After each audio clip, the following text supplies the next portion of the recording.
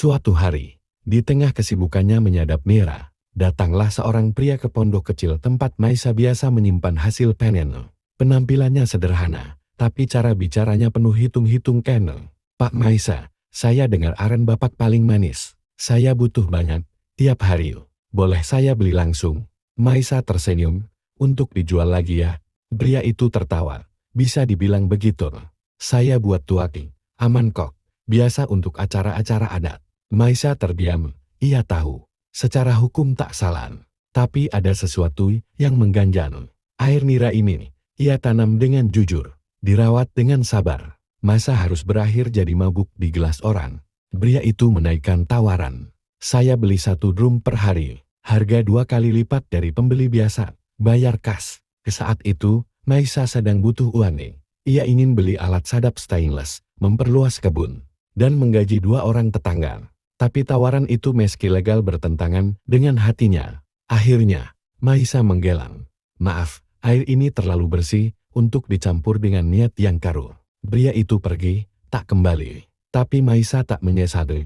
Ia tahu, hidup bukan soal seberapa banyak yang bisa dibeli, tapi seberapa kuat bertahan pada nilai yang tak bisa dibayar.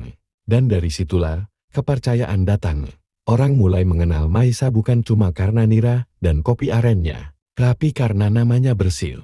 Seperti air yang ia teteskan setiap pagi. Kini, di ladang sawit yang dulu hanya jadi tempat kerja, berdiri ratusan pohon aren milik Pak Maisa. Di sela-sela hijau daun sawit, menjulang batang-batang aren yang setiap pagi meneteskan nira manis, bersih, dan penuh cerita. Ia tak lagi tinggal di barak.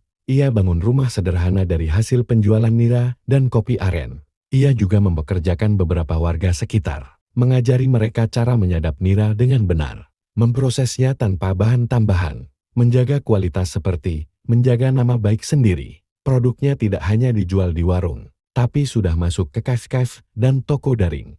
Kopi aren Maisa kini jadi merek yang dihormati, bukan karena iklan besar, tapi karena kejujuran kecil yang konsisten.